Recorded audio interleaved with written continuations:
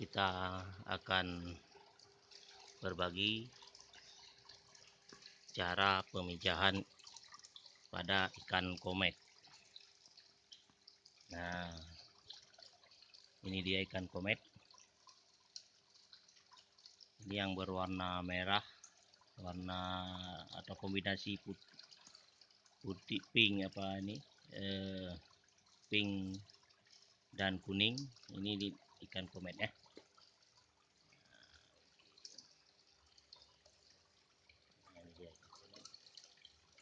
Dari sekian banyak ikan komet ini, ada yang jantan dan ada yang betina ya. Bisa Anda perhatikan kalau yang perutnya gendut itu dipastikan betina, dan yang berbadan ramping itu biasanya jantan. Bagaimana cara kita menentukan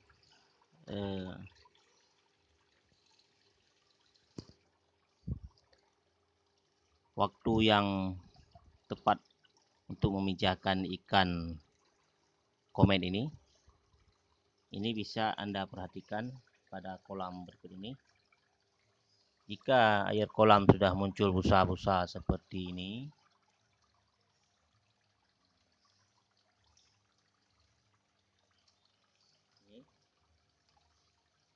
busa ini bukan karena airnya kotor ya, airnya bersih, tapi dia muncul busa-busa pada pagi hari. Ini menandakan bahwa induk jantannya sudah siap membuahi induk komet betina. Nah, maka yang perlu dipisahkan itu pada tempat khusus pemijahan, itulah komet yang betinanya. Komet yang betinanya dipisahkan ke dalam akuarium khusus atau tempat khusus, wadah khusus dengan air yang bersih, lengkap dengan aerator ya, atau penyuplai udara. Dipisahkan ke dalam seperti ini ya.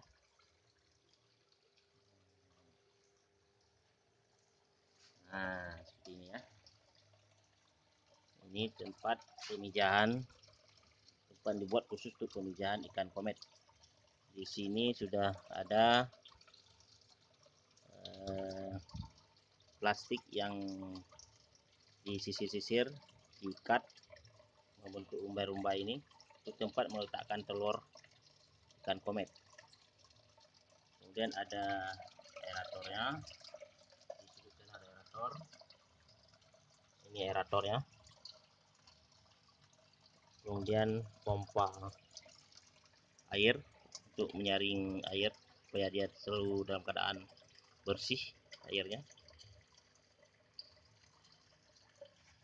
Jangan lupa tambahkan juga nanti ketika kita masukkan induk komet betina, tambahkan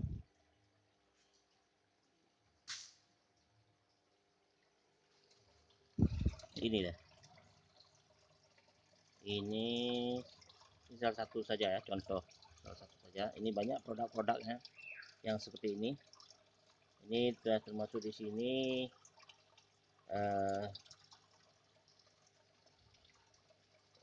untuk mensterilkan air, mencegah infeksi kulit dan white spot, jamur, luka lambung, sirip, ekor, sisip dan pecah dan sebagainya ya. Ini banyak dijual di toko-toko ternak. Ini ditaruh sesuai dengan anjuran. Oke, kalau sudah disiapkan semua tempat seperti ini, pada pagi hari langsung diambil induk betinanya, dimasukkan ke sini. Sementara induk jantannya itu digabung ke dalam tempat pemijahan ini besoknya. Dan besoknya itu pada sore hari. Nah, malam hari selanjutnya, itulah waktu dia terjadinya proses perkawinan antara komet jantan dan ikan komet betina. Nah, besok paginya subuh itu, sebelum matahari terbit atau sebelum cahayanya tembus ke dalam tempat wadah ini, itu induk-induk jantan maupun induk betina harus dipisahkan supaya dia tidak memakan telur-telurnya sendiri yang sudah menetas, yang lengket pada rumbai-rumbai plastik ini ya. Jadi harus pisahkan segera, kalau enggak dia akan makan telurnya sendiri. Nah, setelah itu, setelah induknya dipisahkan, dikembalikan ke kolam besar, telur ini ditutup dengan plastik supaya air hujan tidak masuk ke dalam wadah pemijahan ini. Ditutup, diganjal dengan sesuatu, jangan sampai diterbangkan angin. Nah, biarkan selama 4 hari. Nah, biasanya 4 hari sudah menetas, ya. Nah, sudah menetas ya 4 hari. Kalau sudah menetas, maka diberikan pakan. Biasanya di pasar ada dijual pakan khusus untuk ikan yang baru menetas. Nah, kalau tidak ada pakan, tidak tersedia di tempat Anda bisa mensiasatinya dengan membeli pakan yang paling kecil untuk ikan-ikan kecil itu kemudian Anda blender dan Anda ayak menjadi tepung ya. Nah, seperti ini ya.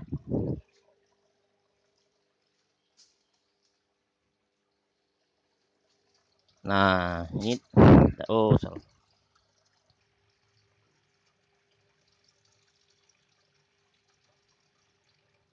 Dalam botol ini sudah kita ayak, sudah halus ya, sudah kita setelah di blender tidak diayak, kemudian berikan setiap hari sekedarnya saja. Nah, dia mengapung di atas air karena mulut ikan yang baru menetas itu kecil dia, jadi dia bisa memakan makanan yang besar. Nanti makanan kita yang bentuk tepung itu dia akan hancur, dan itu akan dikonsumsi oleh ikan-ikan yang baru menetas. Nah, setelah 1 minggu, rumbai-rumbai plastik ini sudah bisa dipindahkan ya. Sudah tidak perlukan lagi ya. Nah, pemeliharaan selanjutnya itu berlangsung sampai dengan 1 bulan. Jika ikan-ikan yang menetas tadi sudah agak besar, atau 1-2 bulan lah, 2 bulan atau 1 bulan setengah, itu sudah bisa dipindahkan kembali ke kolam besar.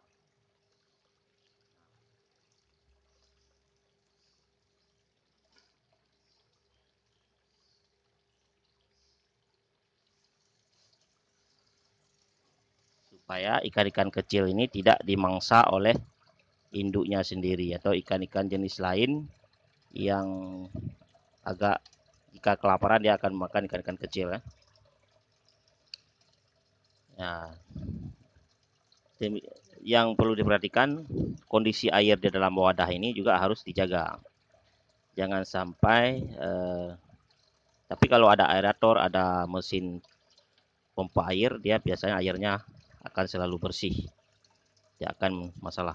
Yang perlu dijaga selama ikan-ikan ini masih kecil, jangan sampai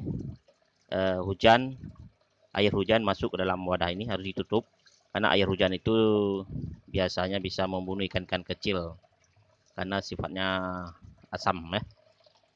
Jadi membuat ikan-ikan kecil itu stres dan mati karena terjadi perubahan air, kondisi air secara drastis. Itu biasanya akan membuat ikan stres dan membuat ikan-ikan kecil jadi mati ya.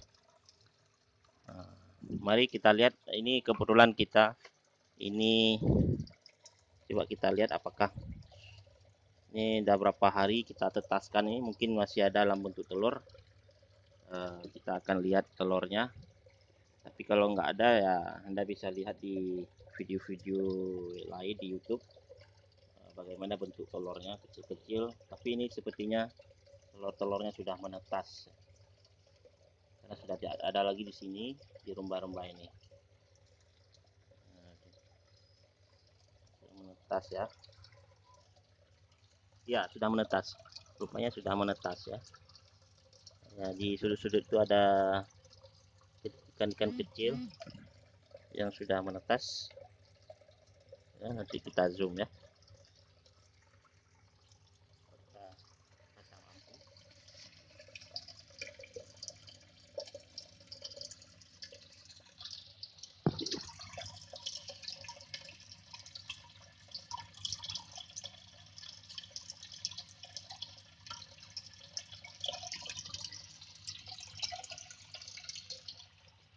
Belum nampak ya, belum nampak ikan-ikan yang belum menetas tuh, atau bisa jadi gagal ya.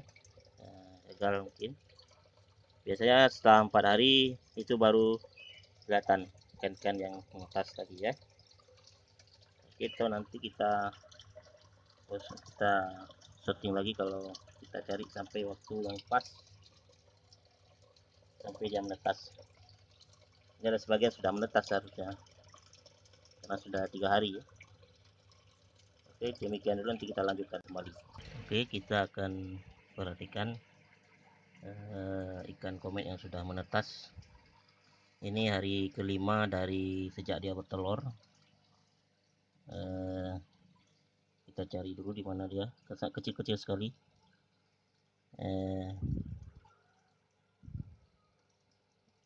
Ini 5 hari dari sejak bertelur, artinya 1 hari di hari kedua setelah menetas. Biasanya hari ketiga pun sudah menetas sebagian, tapi ini banyak sekali yang tidak menetas ya. Nah, coba Anda perhatikan di sudut akuarium tuh, nampak nggak? Nah, itu ada sekitar puluhan ya. Biasa dia sampai ratusan sampai ribuan ya kalau lagi menetas, kalau bagus, telurnya bagus.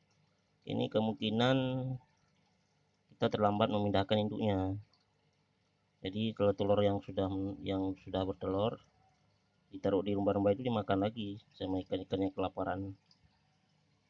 Mari kita zoom ya.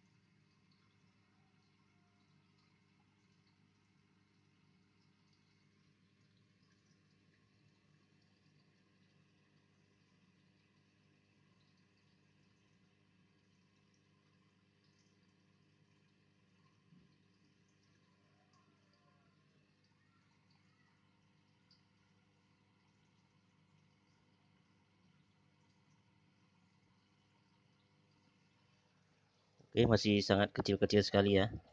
Mungkin nanti beberapa hari ke depan kita akan syuting lagi. Ini sudah menetas tapi tidak banyak ya. Biasanya kalau banyak itu mudah kita lihat karena dia bergerombol. Ini kebetulan yang menetasnya sedikit, jadi menyebar biasanya dia di sudut-sudut akuarium itu, dia ngumpul di situ. Ini kebetulan tadi kita baru memisahkan tempat telurnya itu, rumbai-rumbai plastik. Jadi airnya masih baru ya, jadi kita tidak bisa melihat jelas. Ini pompa airnya sudah saya matikan, aeratornya saya kecilkan supaya kita bisa melihat. Ini ada satu ekor nih yang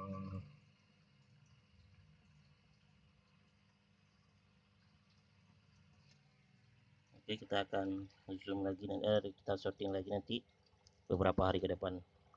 Sekian dulu ya. Halo, assalamualaikum warahmatullahi wabarakatuh.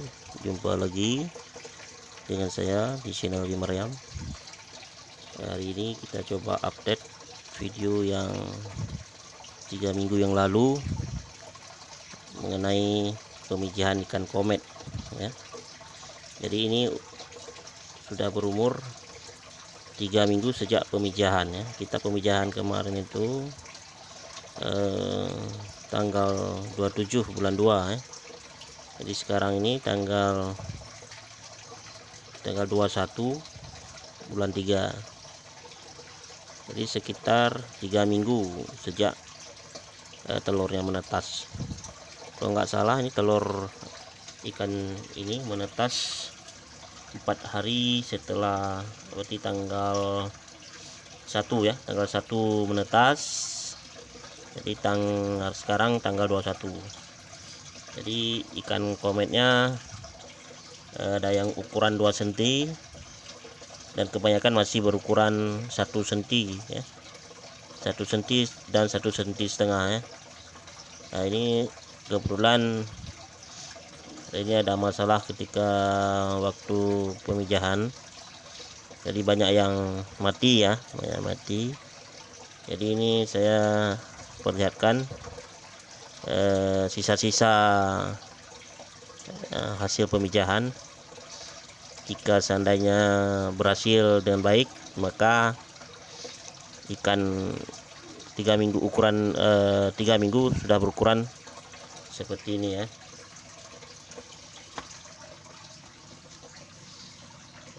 Ini ya, saya zoom ya biar kelihatan. Ini ada bayangan ya.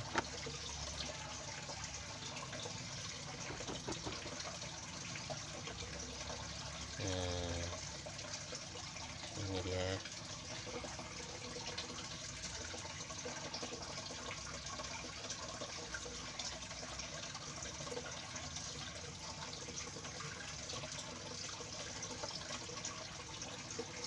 Ini kalau sudah berumur 3 minggu sudah bisa dilepas ke kolam yang lebih besar ya, agar dia bisa cepat pertumbuhannya ya. Tapi paling bagus tuh yang sudah besar-besar itu dipisahkan dengan yang masih kecil. Jadi supaya pertumbuhannya merata ya. Jadi perawatannya pun dibedakan, nanti yang sudah besar atau yang sudah besar langsung kita lepas ke kolam besar, yang kecil-kecil masih butuh perawatan khusus ya, dengan makanan yang khusus ya, yang intensif.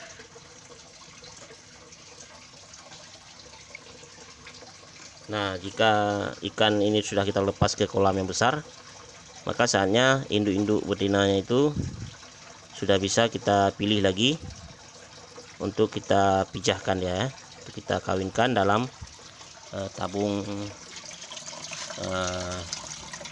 pemijahan ini. Ini sudah saya pisahkan sekitar 4 ekor yang sudah siap bertelur. Ini sudah gendut-gendut ya, perutnya sudah buncit-buncit. Jadi ini kita tunggu besok sore kita masukkan jantannya. dan kita kasih rumbai-rumbai tempat dia bertelur, dan kita tutup ya. Jadi kali ini banyak sekali yang tidak menetas, itu diakibatkan salah satunya mungkin ada masuk air hujan, sehingga proses pemijahan telur-telur yang sudah menetas itu atau telur yang belum menetas bisa mati, dia tidak menetas lagi, atau yang sudah menetas karena air hujan itu asam sifatnya, itu bisa membunuh ikan-ikan kecil yang baru menetas. Jadi demikian saja video saya kali ini tentang cara pemijahan ikan komet. Mudah-mudahan nanti pada kesempatan yang lain kita akan update lagi video tentang pemijahan ini. Mudah-mudahan berhasil ya, berhasil dengan baik ya. Kalau sekarang berhasil juga sebenarnya, cuman sedikit sekali yang hidup ya. Jadi nanti kita akan ulangi lagi untuk kita lihat hasil yang lebih bagus ya. Oke, sekian dulu, semoga video ini bermanfaat ya, bisa Anda terapkan di tempat Anda bersama-sama.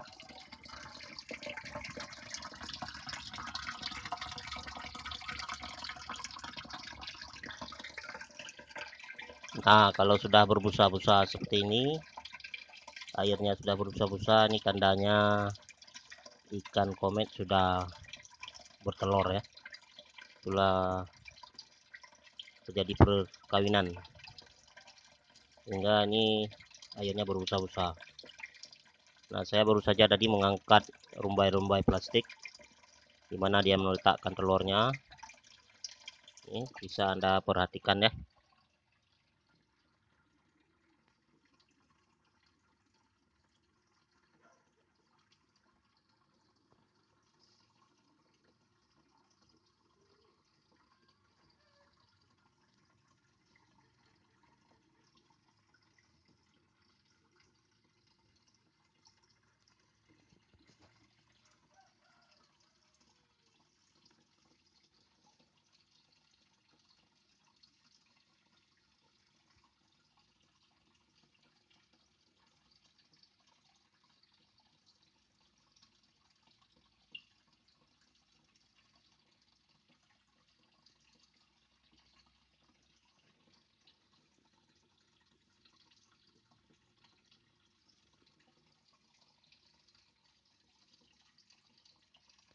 Di langkah selanjutnya, induk ini harus diangkat semua ya. Induknya harus diangkat semua, dipisahkan ke kolam besar. Sementara ini telur-telurnya diletakkan kembali sampai dia 4 hari baru menetas ya.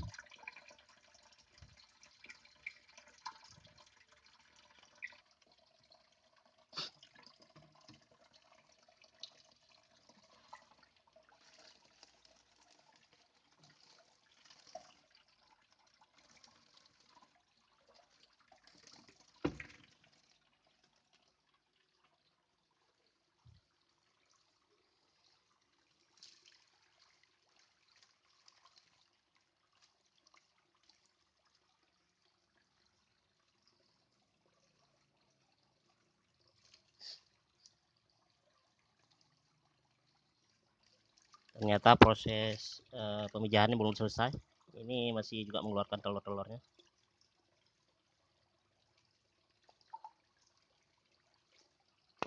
Kita biarkan dia dalam jaring seperti ini. Jadi ketika dia melawan-lawan seperti itu, dia akan mengeluarkan telur ya, sisa-sisa telurnya. Kemudian nanti kita masukkan sperma ikan jantan secara manual ya.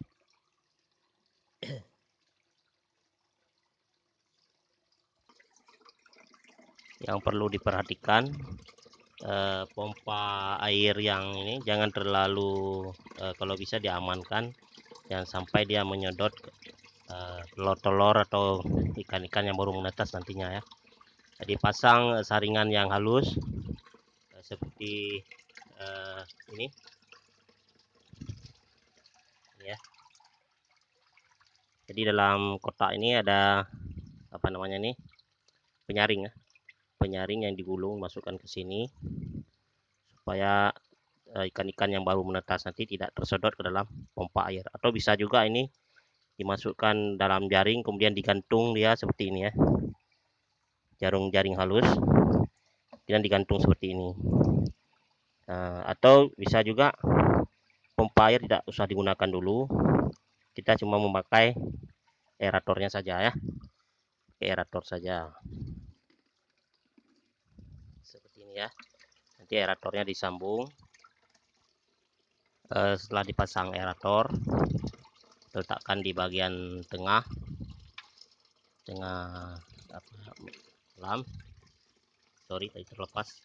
Nanti di sini di aeratornya di setel ya,